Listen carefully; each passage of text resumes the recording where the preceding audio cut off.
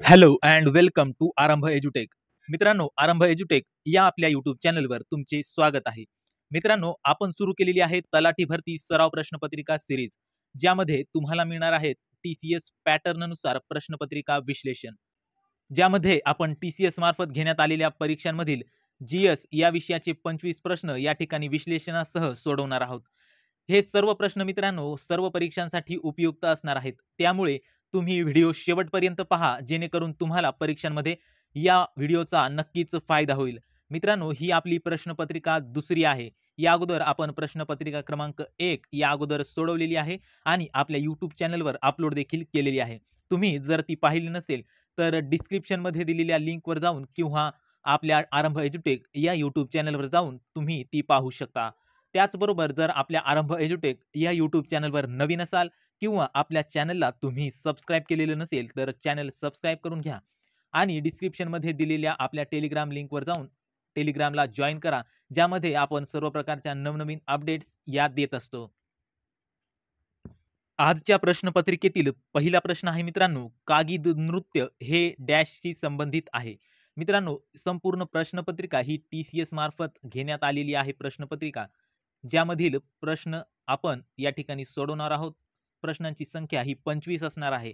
त्यामुळे संपूर्ण प्रश्न पहा, जेणेकरून या प्रश्नांचा तुम्हाला परीक्षेमध्ये नक्कीच फायदा होणार आहे मित्रांनो. प्रश्न आहे मित्रांनो, कागिद नृत्य हे डॅशशी संबंधित आहे. पर्याय आहेत जैनांशी, बौद्धांशी, ख्रिस्तींशी आणि हिंदूंशी. या प्रश्नाचं योग्य उत्तर आहे मित्रांनो पर्याय क्रमांक 2 बौद्धांशी. कागिद नृत्य हे बौद्धांशी संबंधित आहे. या ठिकाणी मित्रांनो विश्लेषण पाहूया. या ठिकाणी पहा मित्रांनो, कागिद हा एक बौद्ध सण आहे, जो उत्तर भारताच्या काही भागांमध्ये विशेषतः सिक्कीममध्ये आयोजित केला जातो. मित्रांनो, कागिद हा एक बौद्ध सण असून जो की उत्तर भारताच्या काही भागांमध्ये साजरा केला जातो. त्यामध्ये सिक्कीम या राज्याचा समावेश होतो मित्रांनो. त्यामुळे कागिद नृत्य हे जे आहे मित्रांनो, ते बौद्ध या धर्माशी संबंधित आहे मित्रांनो. त्याचबरोबर जर आपण इतर नृत्य जर पाहायला गेलं मित्रांनो, तर आंध्र प्रदेश या राज्यातील कुचिपुडी, आंध्र प्रदेश या राज्यातील कुचिपुडी हे नृत्य आपल्याला पाहायला मिळते. त्याचबरोबर राजस्थान या राज्यामधील घुमर असेल, झुमा असेल, त्याचबरोबर महाराष्ट्रातील लावणी असेल, लेझीम असेल, लावणी, लेझीम, त्याचबरोबर कोळी नृत्य हे आपल्या महाराष्ट्राचं नृत्य आपल्याला पाहायला मिळते. त्यानंतर आसाम राज्याबद्दल जर आपण पाहायला गेलं, आसाममधील बिहू हे नृत्य आपल्याला प्रसिद्ध असलेले पाहायला मिळते. अशा प्रकारे मित्रांनो, नृत्य आणि त्या संबंधित राज्य यावर देखील आपल्याला परीक्षेमध्ये प्रश्न हा बहुतेक वेळा विचारण्यात येतो. त्यामुळे तुम्हाला कोणत्या राज्याचे कोणते नृत्य आहे हे तुम्हाला माहीत असणे गरजेचे आहे. प्रश्न दुसरा आहे मित्रांनो, सिन्नर संग्रहालय हे महाराष्ट्रातील कोणत्या जिल्ह्यात आहे? या ठिकाणी मित्रांनो, सिन्नर संग्रहालयाबद्दल आपल्याला प्रश्न या ठिकाणी विचारण्यात आलेला आहे. महाराष्ट्रातील कोणत्या जिल्ह्यात आहे असा प्रश्न आपल्याला विचारण्यात आलेला आहे. या ठिकाणी पर्याय पाहूया. पर्याय आहेत रत्नागिरी, सोलापूर, नाशिक आणि ठाणे. मित्रांनो, या ठिकाणी प्रश्न क्रमांक 2 या प्रश्नाचं योग्य उत्तर असेल मित्रांनो पर्याय क्रमांक 3 नाशिक. मित्रांनो, तुम्हाला जर प्रश्नाचं उत्तर येत असेल तर तुम्ही तुमचे उत्तर हे कमेंट बॉक्समध्ये द्यायचे आहे. तुमचे उत्तर हे तुम्ही कमेंट बॉक्समध्ये टाइप करायचे आहे. विश्लेषण या ठिकाणी पाहूया मित्रांनो आपण सिन्नर संग्रहालयाबद्दल. नाशिक या जिल्ह्यातील सिन्नर येथील गारगोटी संग्रहालय हे जिओलाइट्स संग्रहासाठी प्रसिद्ध आहे. हे देशातील एकमेव संग्रहालय मित्रांनो, जे हिरे, कापलेले दगड आणि इतर अनेक दुर्मिळ विदेशी खनिजे यांसारख्या खनिजांचा या ठिकाणी संग्रह आहे. अशा प्रकारे मित्रांनो, आपण पाहिलं सिन्नर संग्रहालयाबद्दल थोडक्यात माहिती. सिन्नर संग्रहालय हे महाराष्ट्रातील कोणत्या जिल्ह्यात आहे असा प्रश्न आपल्याला विचारण्यात आलेला होता आणि नाशिक जिल्हा हे आपल्या प्रश्नाचं या ठिकाणी योग्य उत्तर आहे. यानंतर पाहूया पुढील प्रश्न. यानंतर पुढचा प्रश्न आहे पहा मित्रांनो, खालीलपैकी कोणता हिमालय हा कारवा निर्मितीसाठी प्रसिद्ध आहे? या ठिकाणी आपल्याला कारवा निर्मितीसाठी प्रसिद्ध असा कोणता हिमालय आहे याबद्दल प्रश्न आपल्याला विचारण्यात आलेला आहे. पर्याय पाहूया. पर्याय आहेत पहा, अरुणाचल हिमालय, हिमाचल हिमालय, काश्मीर हिमालय आणि सिक्कीम हिमालय. या प्रश्नाचं योग्य उत्तर असेल मित्रांनो पर्याय क्रमांक 3 काश्मीर हिमालय.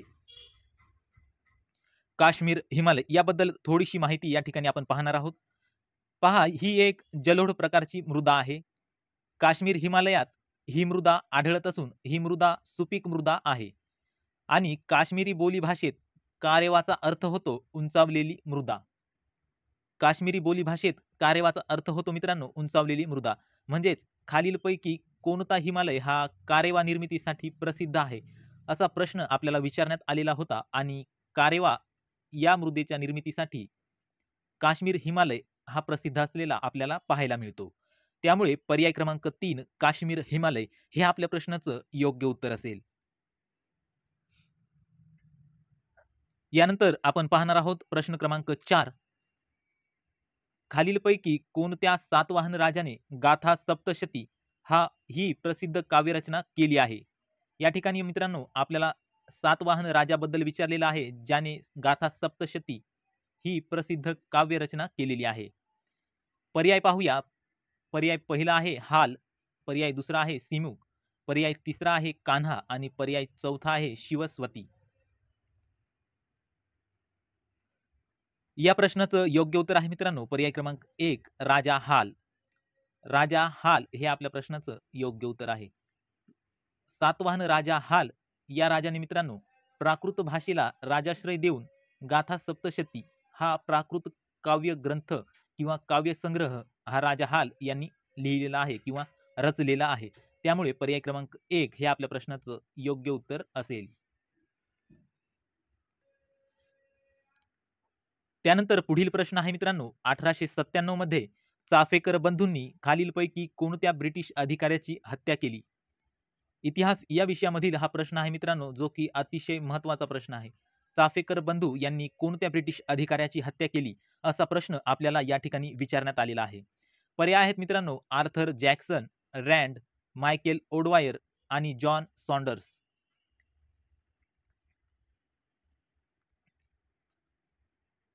या प्रश्नाचं योग्य उत्तर असेल मित्रांनो पर्याय क्रमांक 2 रँड. 1897 मध्ये चाफेकर बंधूंनी रँड या ब्रिटिश अधिकाऱ्याची हत्या केली आहे मित्रांनो. याबद्दल आपण थोडक्यात माहिती पाहूया.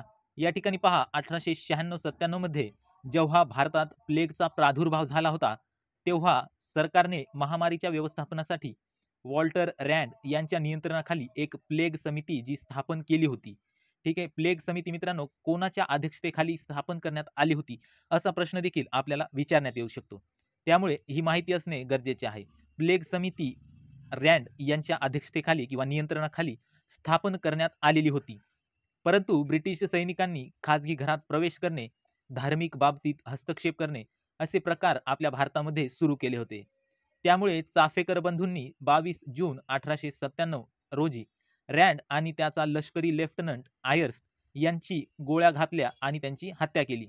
यांना गोळ्या घालून त्यांची हत्या केली मित्रांनो. त्याचबरोबर मित्रांनो चाफेकर बंधूंनी कोणत्या दिवशी रँडचा वध केला किंवा रँडची हत्या केली असा प्रश्न देखील आपल्याला विचारण्यात येऊ शकतो. तर ती तारीख देखील आपल्याला माहिती असणे गरजेचे आहे. पहा मित्रांनो 22 जून 1897 या दिवशी चाफेकर बंधूंनी रँड या ब्रिटिश अधिकाऱ्याची हत्या केली आहे. त्यामुळे पर्याय क्रमांक 2 हे आपल्या प्रश्नाचं योग्य उत्तर असेल. त्यानंतर प्रश्न क्रमांक 6 आपल्याला या ठिकाणी विचारण्यात आलेला आहे मित्रांनो. भारतीय राज्यघटनेतील खालीलपैकी कोणते कलम हे अस्पृश्यतेची चाल नष्ट करते? म्हणजेच अस्पृश्यता नष्ट करणारे कलम आपल्याला या ठिकाणी विचारण्यात आलेले आहे मित्रांनो. भारतीय राज्यघटना या विषयामधील अत्यंत महत्त्वाचा प्रश्न आहे मित्रांनो. इम्पॉर्टंट असा प्रश्न आहे. या अगोदर सुद्धा बऱ्याच परीक्षांमध्ये हा प्रश्न विचारण्यात आलेला आहे. पर्याय आहेत मित्रांनो कलम 17, कलम 18, कलम 16 आणि कलम 19. हा पूर्ण पेपर मित्रांनो TCS या कंपनीमार्फत घेण्यात आलेला पेपर आहे ज्यामधील GS या विषयाचे प्रश्न आपण या ठिकाणी पाहत आहोत. या प्रश्नाचं योग्य उत्तर असेल मित्रांनो पर्याय क्रमांक 1 कलम 17 हे आपल्या प्रश्नाचं एकदम करेक्ट आन्सर असणार आहे. या ठिकाणी मित्रांनो भारतीय राज्यघटनेतील कलम 17 हे जे कलम आहे मित्रांनो, त्या कलमामध्ये अस्पृश्यतेची चाल नष्ट करण्याबद्दलच्या तरतुदी या देण्यात आलेल्या आहेत. त्यामुळे कलम 17 हा पर्याय आपला बरोबर असणार आहे. त्याचबरोबर इतर काही कलमे जे आहेत आपल्यासाठी महत्त्वाची असणार आहेत. त्या कलमांबद्दल आपण थोडक्यात या ठिकाणी माहिती पाहणार आहोत. पहा कलम 14 या कलमामध्ये आपल्याला कायद्यापुढे समानता याबद्दल माहिती मिळते. त्याचबरोबर कलम 15 यामध्ये धर्म, वंश, जात, लिंग किंवा जन्मस्थान या कारणावरून भेदभावास मनाई करण्यात आलेली आहे. त्यानंतर कलम 16 या कलमामध्ये सार्वजनिक रोजगार संधीमध्ये समानता देण्यात आलेली आहे. म्हणजे सर्व भारतीय नागरिकांना समान संधी रोजगारामध्ये कलम 16 यामध्ये देण्यात आलेली आहे. सर्व भारतीय नागरिकांमध्ये समान संधी कलम 16 मध्ये देण्यात आलेली आहे. त्यानंतर मित्रांनो कलम 17 जे आपण पाहिलेले आहे, ज्यामध्ये अस्पृश्यता नष्ट करण्या याबद्दल कलम 17 ही माहिती सांगते. त्यानंतर आहे कलम 18 यामध्ये दिलेले आहे किताबे नष्ट करणे. मित्रांनो राव बहादूर सर, राव बहादूर सर अशा पदव्या या ब्रिटिश काळामध्ये देण्यात येत होत्या. अशा सर्व पदव्या या कलम 18 नुसार नष्ट करण्यात आलेल्या आहेत. म्हणजेच ही सर्व किताबे भारतीय संविधानातील कलम 18 या कलमाने नष्ट करण्यात आलेली आहेत. पुढचा प्रश्न आहे मित्रांनो, बाल्मी तस्तिलिगी इजिमा या नावाने ओळखली जाणारी जगातील एकमेव सर्वात मोठी धर्मसभा कोणत्या राज्यात आयोजित केली जाते? पर्याय आहेत मित्रांनो छत्तीसगड, महाराष्ट्र, पश्चिम बंगाल आणि मध्य प्रदेश. मित्रांनो आरंभ एज्युटेक या आपल्या YouTube चॅनलला जर तुम्ही सबस्क्राईब केलेलं नसेल तर सबस्क्राईब करून घ्या, कारण अशाच प्रकारचे नवनवीन आणि माहितीपूर्ण व्हिडिओ आपण आपल्या चॅनलवर टाकत असतो. त्यामुळे अशाच प्रकारचे नवनवीन व्हिडिओज पाहण्यासाठी लगेच आपल्या चॅनलला सबस्क्राईब करा आणि त्याचबरोबर व्हिडिओ आवडत असेल तर व्हिडिओला लाईक करा आणि स्पर्धा परीक्षा करणाऱ्या आपल्या मित्रांबरोबर नक्की शेअर करा. या प्रश्नाचं योग्य उत्तर असेल मित्रांनो पर्याय क्रमांक 4 मध्य प्रदेश. बाल्मी तस्तिलिगी इजिमा या नावाने ओळखली जाणारी जगातील एकमेव सर्वात मोठी धर्मसभा जी आहे मित्रांनो, ती मध्य प्रदेश या राज्यामध्ये आयोजित केली जाते मित्रांनो. त्यामुळे पर्याय क्रमांक 4 मध्य प्रदेश हे आपल्या प्रश्नाचं योग्य उत्तर असेल. त्यानंतर पुढील प्रश्न आहे मित्रांनो, मुघलांनी निजामशहाच्या राज्याची राजधानी असलेल्या अहमदनगरवर इसवी सन डॅश मध्ये आक्रमण केले. आपल्याला या ठिकाणी इसवी सन सांगायचा आहे मित्रांनो. कोणत्या वर्षी निजामशहाच्या राज्याची राजधानी असलेल्या अहमदनगरवर मुघलांनी आक्रमण केले ते वर्ष आपल्याला या ठिकाणी सांगायचे आहे. पर्याय आपल्याला देण्यात आलेले आहेत 1526, 1595, 1600 आणि 1645. मित्रांनो तुम्हाला जर प्रश्नाचं उत्तर येत असेल तर तुम्ही तुमच्या प्रश्नाचे उत्तर हे कॉमेंट बॉक्समध्ये द्यायचे आहे. त्याचबरोबर इतर काही प्रश्न असतील तेही तुम्ही कॉमेंट बॉक्समध्ये देऊ शकता. या प्रश्नाचं योग्य उत्तर असेल मित्रांनो पर्याय क्रमांक 2 1595. मित्रांनो मुघलांनी 1595 या वर्षी निजामशहाची राजधानी असलेल्या अहमदनगरवर आक्रमण केले होते. त्यामुळे पर्याय क्रमांक 2 हे आपलं या ठिकाणी योग्य उत्तर असेल. त्यानंतर पहा मित्रांनो पुढील प्रश्न आपल्याला या ठिकाणी विचारण्यात आलेला आहे. जलजीवन मोहिमेनुसार डॅश मध्ये सरकारने ग्रामीण भारतातील सर्व कुटुंबांना घरगुती नळ जोडणीद्वारे सुरक्षित आणि पुरेसे पाणी उपलब्ध करून देण्याची कल्पना ही केली आहे. मित्रांनो अत्यंत महत्त्वाचा प्रश्न असणार आहे हा. पर्याय आपल्याला देण्यात आलेले आहेत मित्रांनो 2023, 2022, 2024 आणि 2025. जलजीवन मोहिमेबद्दल आपल्याला हा प्रश्न विचारण्यात आलेला आहे मित्रांनो. या प्रश्नाचं योग्य उत्तर आहे मित्रांनो पर्याय क्रमांक 3 2024. जलजीवन मोहिमेनुसार 2024 मध्ये सरकारने ग्रामीण भागातील सर्व कुटुंबांना घरगुती नळ जोडणीद्वारे सुरक्षित आणि पुरेसे पाणी उपलब्ध करून देण्याची कल्पना केलेली आहे. त्यामुळे पर्याय क्रमांक 3 2024 हे आपल्या प्रश्नाचं या ठिकाणी योग्य उत्तर असणार आहे. यानंतर पाहू मित्रांनो आपण पुढील प्रश्न ज्यामध्ये आपल्याला देण्यात आलेलं आहे खालीलपैकी कोणते विधान हे बरोबर आहे. म्हणजे आपल्याला या ठिकाणी बरोबर विधान या ठिकाणी सांगायचे आहे. विधान पहा मित्रांनो, विधान पहिलं आहे लोकसंख्याशास्त्रीय लाभांश म्हणजे लोकसंख्येच्या वयाच्या संरचनेतील बदलाचा परिणाम असलेल्या अर्थव्यवस्थेतील वाढीचा संदर्भ आहे.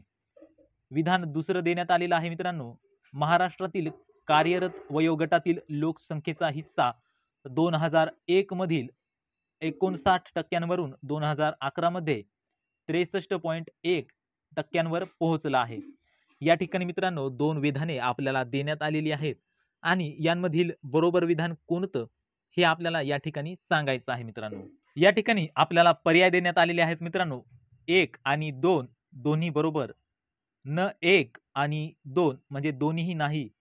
पर्याय 3 आहे केवळ 2 आणि पर्याय 4 आहे केवळ 1.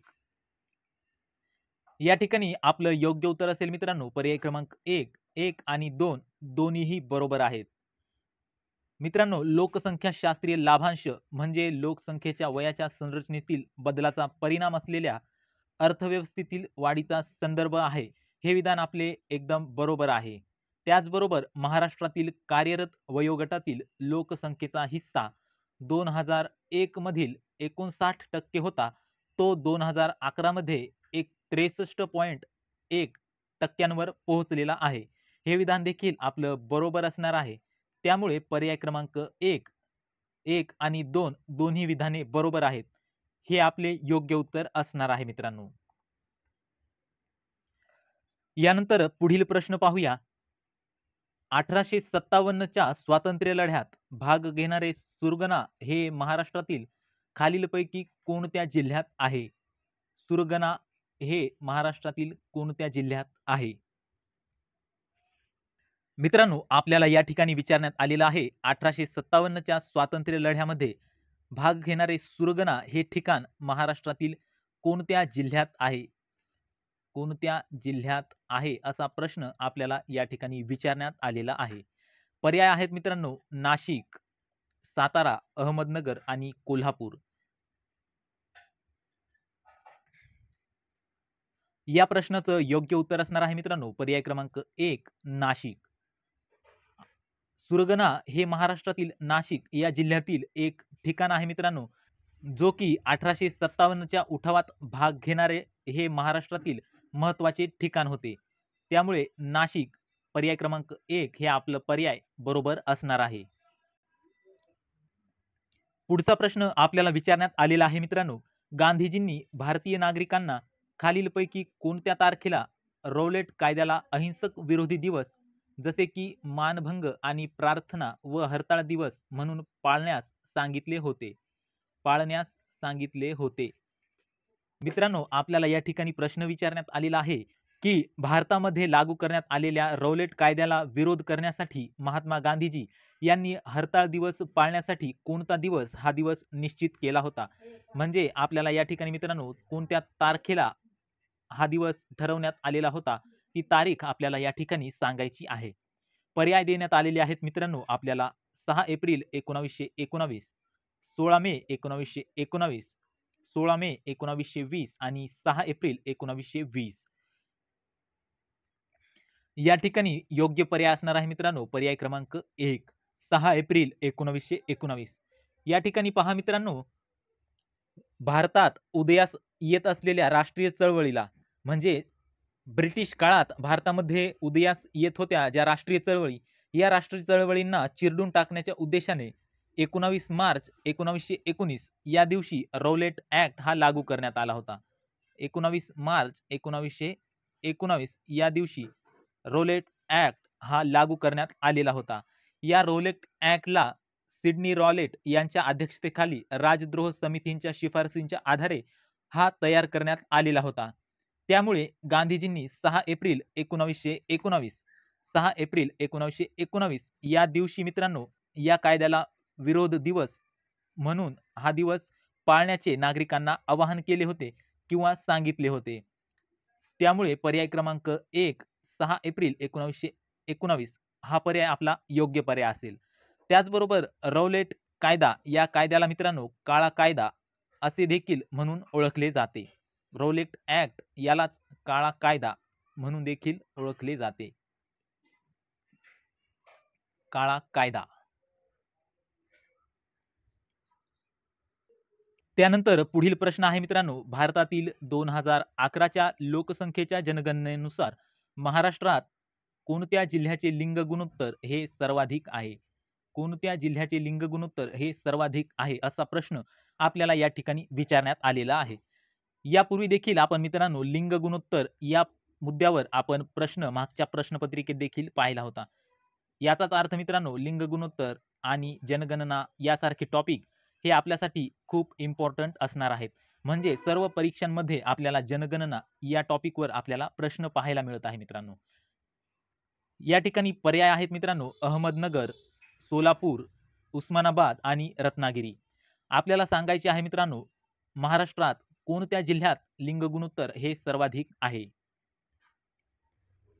या ठिकाणी मित्रांनो आपल्या प्रश्नाचं योग्य उत्तर असेल मित्रांनो पर्याय क्रमांक 4 रत्नागिरी. 2011च्या जनगणनेनुसार मित्रांनो महाराष्ट्रातील रत्नागिरी या जिल्ह्याचे लिंग गुणोत्तर आपल्याला सर्वाधिक असलेले पाहायला मिळते. या ठिकाणी पाहू शकता मित्रांनो रत्नागिरी या जिल्ह्याचे लिंग गुणोत्तर 1136 1136 एवढे लिंग गुणोत्तर आपल्याला रत्नागिरी या जिल्ह्याचे पाहायला मिळते.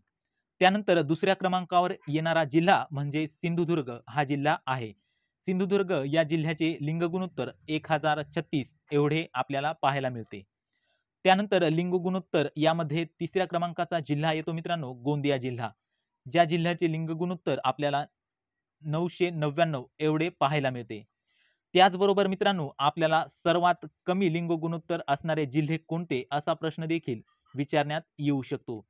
सर्वात कमी लिंग गुणोत्तर असणारा जिल्हा कोणता असा प्रश्न देखील आपल्याला विचारण्यात येऊ शकतो. त्यामुळे सर्वात कमी जिल्हे कोणते, सर्वात कमी लिंग गुणोत्तर असणारे जिल्हे कोणते हे देखील आपल्याला माहिती पाहिजे. तर या ठिकाणी पहा मित्रांनो सर्वात कमी लिंग गुणोत्तर असणारा जिल्हा, सर्वात पहिला जिल्हा म्हणजे मुंबई शहर. मुंबई शहर हा सर्वात कमी लिंग गुणोत्तर असणारा जिल्हा आहे, ज्याचे लिंग गुणोत्तर केवळ 832 एवढे आहे. मुंबई शहर हा जिल्हा लिंग गुणोत्तर असणारा सर्वात कमी असणारा जिल्हा आहे. त्यानंतर जर आपण पाहिलं तर दुसऱ्या क्रमांकावर येतो मित्रांनो मुंबई उपनगर. मुंबई उपनगर हा जिल्हा दुसऱ्या क्रमांकावर येतो, ज्या जिल्ह्याचे लिंग गुणोत्तर हे सर्वात कमी आहे. या जिल्ह्याचे लिंग गुणोत्तर मित्रांनो 860 एवढे आहे. त्यानंतर सर्वात कमी लिंग गुणोत्तर असणारा तिसरा जिल्हा म्हणजे ठाणे हा जिल्हा आहे मित्रांनो. ठाणे हा जिल्हा तिसऱ्या क्रमांकावर येतो, ज्याचे लिंग गुणोत्तर मित्रांनो 891 एवढे आहे. अशा प्रकारे मित्रांनो या ठिकाणी आपण पाहिलं महाराष्ट्रातील सर्वाधिक लिंग गुणोत्तर असणारे जिल्हे, त्याचबरोबर सर्वात कमी लिंग गुणोत्तर असणारे जिल्हे. अशा प्रकारचे महत्त्वपूर्ण प्रश्न मित्रांनो आपल्याला स्पर्धा परीक्षेत विचारण्यात येत असतात. त्यामुळे तुम्ही जर ही महत्त्वाची माहिती नोट करून ठेवत असाल तर ते तुम्हाला नक्कीच फायदा देणारे असेल मित्रांनो. यानंतर प्रश्न क्रमांक 14 आहे मित्रांनो, महाराष्ट्रातील 2011च्या जनगणनेनुसार महाराष्ट्राच्या नाशिक विभागाच्या एकूण लोकसंख्येच्या तुलनेत आदिवासी लोकसंख्येची टक्केवारी किती आहे? मित्रांनो आपल्याला नाशिक या विभागाबद्दल आपल्याला प्रश्न या ठिकाणी विचारण्यात आलेला आहे. प्रश्न आहे मित्रांनो, नाशिक विभागातील एकूण लोकसंख्येच्या तुलनेत आदिवासी लोकसंख्येची टक्केवारी किती आहे? आदिवासी लोकसंख्येची टक्केवारी आपल्याला या ठिकाणी विचारण्यात आलेली आहे. पर्याय आहेत मित्रांनो 15.33%, 33.33%, 13.33% आणि चौथा पर्याय आहे 23.33%. या ठिकाणी आपल्या प्रश्नाचं योग्य उत्तर असेल मित्रांनो पर्याय क्रमांक 4 23.33%. मित्रांनो महाराष्ट्रातील नाशिक विभागाच्या एकूण लोकसंख्येच्या तुलनेत आदिवासी लोकसंख्येची टक्केवारी असेल मित्रांनो 23.33% एवढी टक्केवारी आदिवासी लोकसंख्येची आहे. त्यामुळे पर्याय क्रमांक 4 हे आपल्या प्रश्नाचं योग्य उत्तर असेल. पुढचा प्रश्न आहे मित्रांनो, खालीलपैकी कोणता जिल्हा हा औरंगाबाद विभागातील नाही आहे? कोणता जिल्हा हा औरंगाबाद विभागातील नाही असा प्रश्न आपल्याला या ठिकाणी विचारण्यात आलेला आहे. पर्याय आहेत मित्रांनो बीड, लातूर, सांगली आणि उस्मानाबाद. बीड, लातूर, सांगली आणि उस्मानाबाद.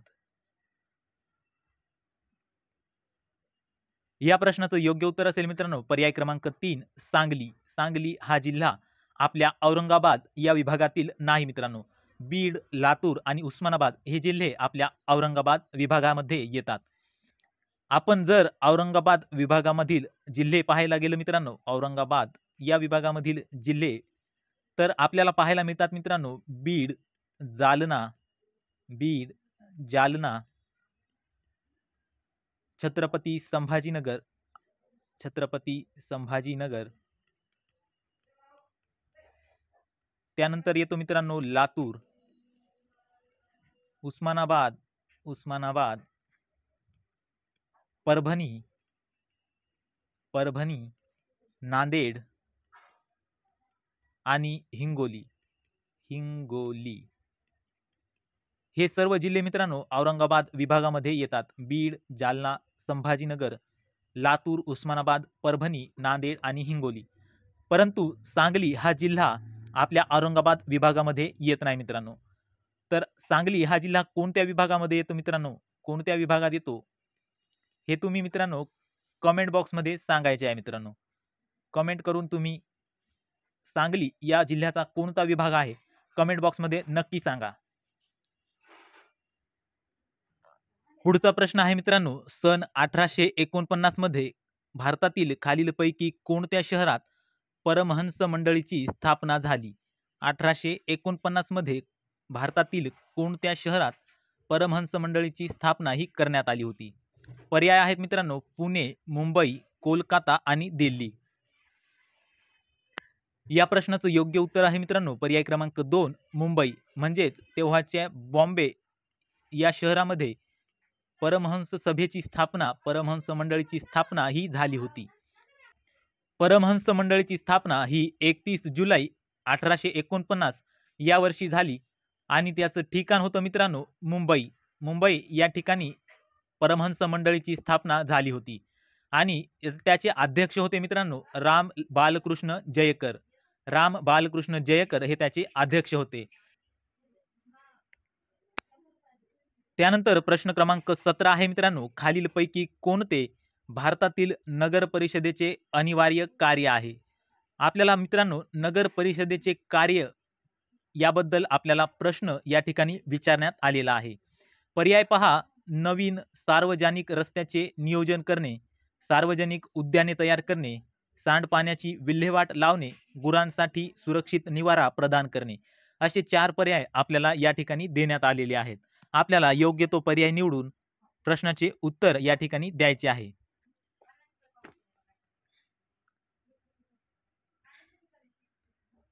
या प्रश्नाचं योग्य उत्तर असेल मित्रांनो पर्याय क्रमांक 3 सांडपाण्याची विल्हेवाट लावणे.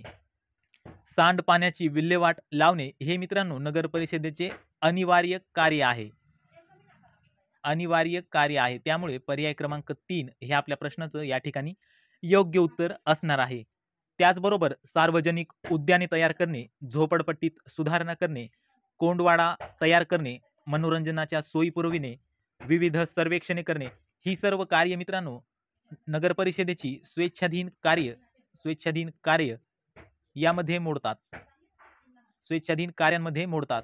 परंतु दिवाबत्ती करणे, सांडपाण्याची विल्हेवाट लावणे, सामाजिक आर्थिक नियोजन लावणे, त्याचबरोबर अग्निशमन, मृतांची विल्हेवाट लावणे या सर्व प्रकारची कार्य ही मित्रांनो नगर परिषदेची अनिवार्य कार्य यांमध्ये मोडतात मित्रांनो. त्यामुळे पर्याय क्रमांक 3 आपलं योग्य उत्तर असेल. कारण यामध्ये सांडपाण्याची विल्हेवाट लावणे हे कार्य कसे आहे मित्रांनो नगर परिषदेचे तर अनिवार्य कार्य आहे आणि आपल्याला प्रश्नात देखील विचारण्यात आलेला आहे नगर परिषदेचे अनिवार्य कार्य विचारण्यात आलेलं आहे. त्यामुळे पर्याय क्रमांक 3 सांडपाण्याची विल्हेवाट लावणे हे आपल्या प्रश्नाचं या ठिकाणी योग्य उत्तर असणार आहे. पुढचा प्रश्न आहे मित्रांनो खालीलपैकी कोणाची भारतातील प्रमाणशीर प्रतिनिधित्व पद्धतीद्वारे निवड केली जाते? प्रमाणशीर प्रतिनिधित्व पद्धतीद्वारे खालीलपैकी कोणाची निवड केली जाते असा प्रश्न आपल्याला या ठिकाणी विचारण्यात आलेला आहे. त्या अगोदर मित्रांनो जर तुम्हाला व्हिडिओ आवडत असेल तर व्हिडिओला लाईक करा आणि त्याचबरोबर चॅनलला सबस्क्राईब देखील करा आणि आपल्या मित्रांबरोबर शेअर करायला विसरू नका. कारण व्हिडिओ हा अतिशय महत्त्वाचा असणार आहे, ज्यामध्ये तुम्हाला जीएस या विषयाचे आपण टीसीएस या पॅटर्नप्रमाणे आपण 25 प्रश्न हे पूर्णतः विश्लेषणासह घेत आहोत मित्रांनो. त्यामुळे अतिशय महत्त्वाचा व्हिडिओ तुमच्यासाठी असणार आहे. कोणत्याही स्पर्धा परीक्षेसाठी तुम्हाला हा व्हिडिओ अतिशय महत्त्वाचा ठरणार आहे आणि तुम्हाला उपयुक्त ठरणार आहे. त्यामुळे व्हिडिओ पूर्णपणे पहा आणि सर्व प्रश्नांची उत्तरे ही तुम्ही नोट डाउन करून ठेवा, जेणेकरून तुमच्या अभ्यासात तुम्हाला उपयोगी पडतील. त्याचबरोबर पहा मित्रांनो, प्रमाणशीर प्रतिनिधित्व पद्धतीद्वारे राष्ट्रपती, उपराष्ट्रपती, त्याचबरोबर राज्यसभा सदस्य या सर्वांची देखील निवड ही प्रमाणशीर प्रतिनिधित्व पद्धत याद्वारे केली जाते. त्यानंतर जर आपण पाहिलं लोकसभेचे सदस्य आणि विधानसभेचे सदस्य, लोकसभा आणि विधानसभेचे सदस्य यांची निवड कशी होते? असा प्रश्न जर आपल्याला विचारण्यात आला, तर लोकसभा आणि विधानसभेच्या सदस्यांची निवड ही प्रत्यक्षपणे केली जाते. म्हणजे जनता प्रत्यक्ष मतदान करून लोकसभा आणि विधानसभेच्या सदस्यांची निवड करीत असते. त्यानंतर पहा पुढील प्रश्न आहे, महाराष्ट्रातील पुणे या जिल्ह्याच्या खालीलपैकी कोणत्या जिल्हाधिकाऱ्यांनी झिरो पेंडन्सी पॅटर्न ही प्रशासकीय सुधारणा लागू केली? झिरो पेंडन्सी पॅटर्न ही प्रशासकीय सुधारणा कोणत्या जिल्हाधिकाऱ्यांनी लागू केली असा प्रश्न आपल्याला या ठिकाणी विचारण्यात आला होता मित्रांनो. पर्याय देण्यात आलेले आहेत मित्रांनो, सुरेश देशपांडे, चंद्रकांत दळवी, डॉक्टर संजय चहादे आणि अनिल कुमार लाखिना. मित्रांनो, महाराष्ट्रातील पुणे जिल्ह्याच्या कोणत्या जिल्हाधिकाऱ्यांनी झिरो पेंडन्सी पॅटर्न ही प्रशासकीय सुधारणा केली? याचं उत्तर आपल्याला या ठिकाणी द्यायचं आहे. तर पहा मित्रांनो, या प्रश्नाचं आपल्याला योग्य उत्तर असेल पर्याय क्रमांक 2 चंद्रकांत दळवी हे आपल्या प्रश्नाचं योग्य उत्तर असेल. पुण्याचे विभागीय आयुक्त चंद्रकांत दळवी यांनी पुणे विभागात ही पद्धती अंमलात आणली आहे मित्रांनो. झिरो पेंडन्सी पॅटर्न ही पद्धती चंद्रकांत दळवी यांनी मित्रांनो अंमलात आणली आहे. सरकारी कामात वा लाल फितीमध्ये अडकलेले कामांना गती देण्याच्या उद्देशाने ही पद्धती मित्रांनो सुरू करण्यात आलेली आहे. त्यामुळे पर्याय क्रमांक 2 चंद्रकांत दळवी हे आपल्या प्रश्नाचं मित्रांनो या ठिकाणी योग्य उत्तर असेल. त्यानंतर पहा मित्रांनो, पुढचा प्रश्न आपल्याला विचारण्यात आलेला आहे, महाराष्ट्रातील पश्चिम घाटात वसलेले खालीलपैकी कोणते वन्यजीव अभयारण्य मलबार जायंट स्क्विरल म्हणजेच शेकरू या प्राण्यासाठी प्रसिद्ध आहे? पहा मित्रांनो, प्रश्न अतिशय महत्त्वाचा आहे. प्रश्न आहे, महाराष्ट्रातील पश्चिम घाटात वसलेले खालीलपैकी कोणते अभयारण्य हे आपल्याला शेकरूसाठी प्रसिद्ध आहे? हे आपल्याला या ठिकाणी सांगायचे आहे मित्रांनो. पर्याय आहेत बघा, नागझिरा वन्यजीव अभयारण्य, भोर वन्यजीव अभयारण्य, सागरेश्वर अभयारण्य आणि भीमाशंकर वन्यजीव अभयारण्य.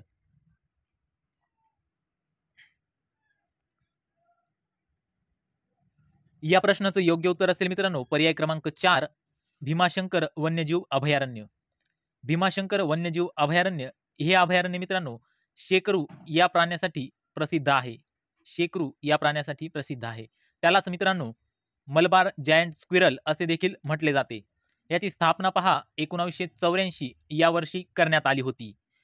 1984 या वर्षी या अभयारण्याची जी आहे मित्रांनो स्थापना झालेली आहे.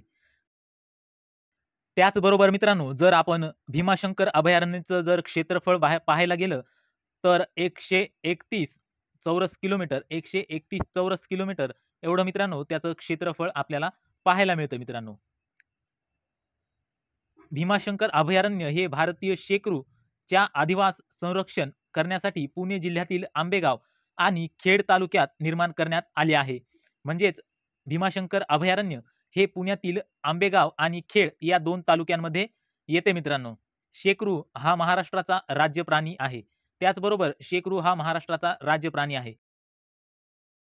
हा पॉइंट देखील तेवढाच महत्त्वाचा आहे मित्रांनो. शेकरू हा महाराष्ट्राचा राज्य प्राणी आहे. त्याचबरोबर शेकरू या प्राण्याला दुसरे कोणते नाव आहे तर मलबार जायंट स्क्विरल असे देखील या शेकरू या प्राण्याला म्हणतात. पुढचा प्रश्न आहे मित्रांनो, दासबोध हे साहित्य खालीलपैकी कोणाचे आहे? दासबोध हे साहित्य कोणाचे आहे?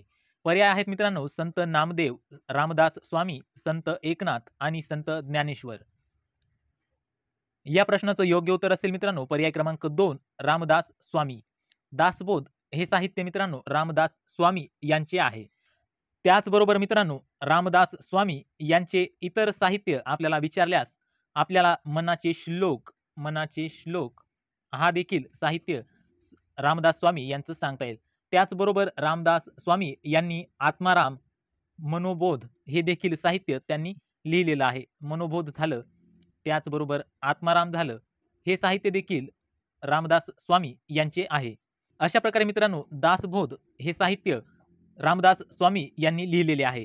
त्यामुळे पर्याय क्रमांक 2 हे आपल्या प्रश्नाचं योग्य उत्तर असेल. त्यानंतर पहा मित्रांनो पुढचा प्रश्न आपल्याला विचारण्यात आलेला आहे. महाराष्ट्रातील विधिमंडळाचे कोणते अधिवेशन हे नागपूरमध्ये आयोजित केले जाते?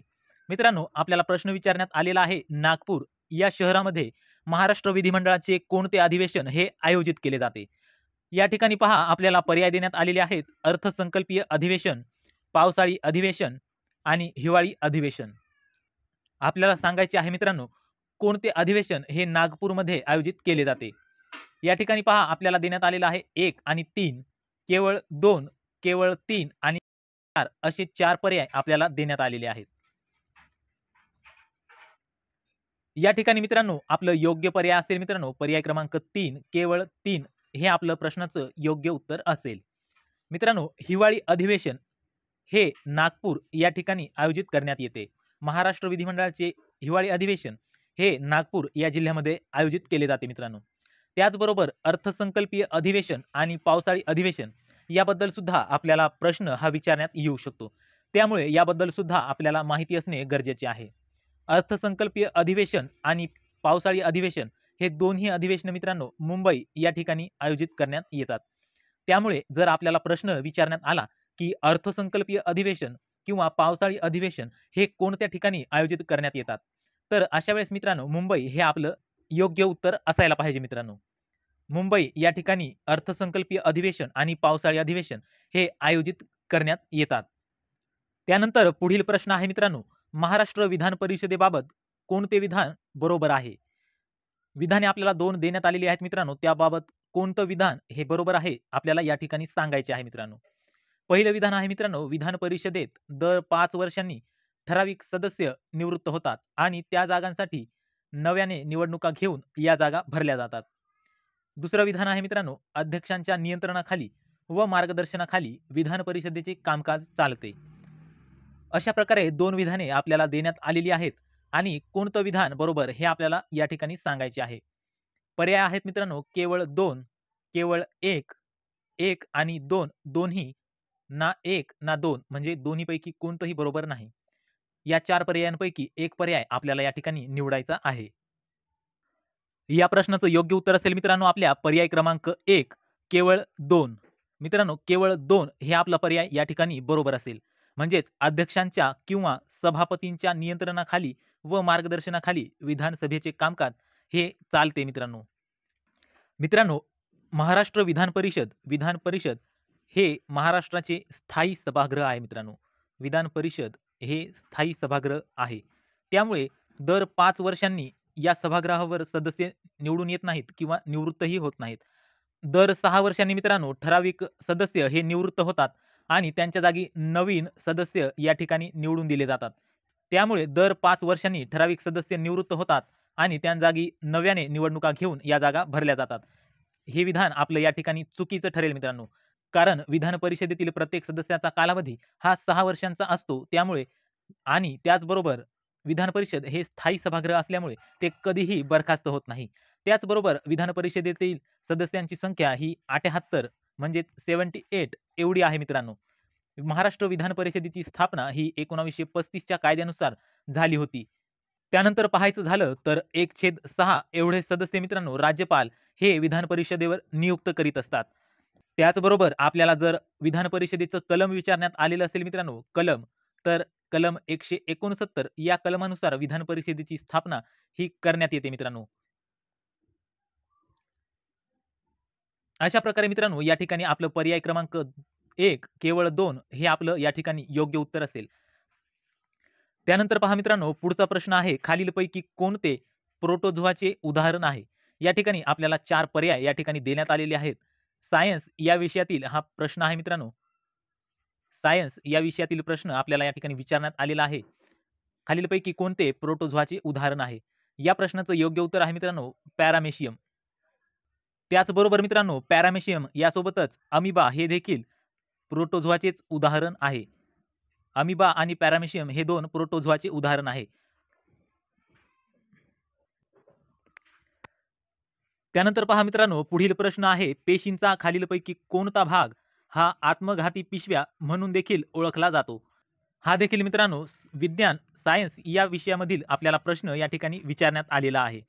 पेशींचा खालीलपैकी कोणता भाग हा आत्मघाती पिशव्या म्हणून ओळखला जातो? खाली 4 आपल्याला पर्याय देण्यात आलेले आहेत मित्रांनो, जे तुम्ही पाहू शकता. यामधील आपल्याला योग्य पर्याय या ठिकाणी निवडायचा आहे. या ठिकाणी आपल्याला 4 पर्याय देण्यात आलेले आहेत आणि त्यातून आपल्याला योग्य उत्तर या ठिकाणी द्यायचं आहे. मित्रांनो, या प्रश्नाचं योग्य उत्तर असेल मित्रांनो पर्याय क्रमांक 1 लिसोसोमस. लिसोसोमस हे आपल्या प्रश्नाचं योग्य उत्तर आहे मित्रांनो. म्हणजेच पेशींचा लिसोसोमस हा जो भाग असतो मित्रांनो, तो आत्मकेंद्री पिशव्या म्हणून देखील ओळखला जातो. त्यामुळे पर्याय क्रमांक 1 या ठिकाणी आपलं योग्य उत्तर असेल.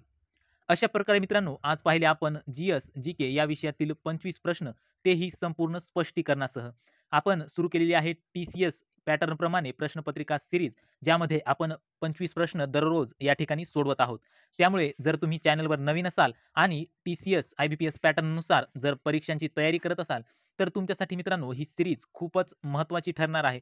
त्यामुळे जर चॅनलला सबस्क्राईब आणखीन केलं नसेल, तर चॅनलला सबस्क्राईब करून घ्या. त्याचबरोबर व्हिडिओला लाईक करा आणि व्हिडिओ हा आपल्या मित्रांपर्यंत शेअर करायला विसरू नका. त्याचबरोबर कमेंट करून नक्की सांगा मित्रांनो, की व्हिडिओ कसा वाटला? हे देखील तुम्ही कमेंट करून सांगू शकता.